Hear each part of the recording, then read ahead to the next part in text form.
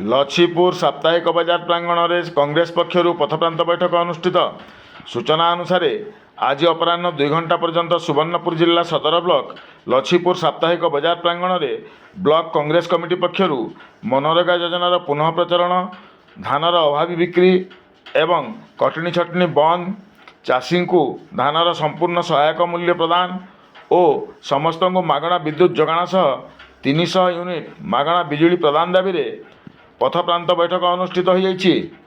Block Congress committee सभापति लक्ष्मण सुना अध्यक्षतार अनुष्ठित बैठक में जिला कांग्रेस कमिटी सभापति श्रीयुक्त विनोद पात्र मुख्य अतिथि एवं जिला कांग्रेस कमिटी साधारण संपादक श्रीयुक्त सुधीर पंडा सम्मानित अतिथि भाव योगदान करी उपरोक्त समस्या गुड़िक विषय सविशेष आलोचना करथिले। बैठक में वरिष्ठ कांग्रेस नेता राजू थप्पा, आकाश सुना, घन नाग, रंकमणि नाग, बांका भुए, ज्ञानरंजन मिश्र समेत बहु कांग्रेस कर्मी उपस्थित रही आलोचनार अंश ग्रहण करथिले।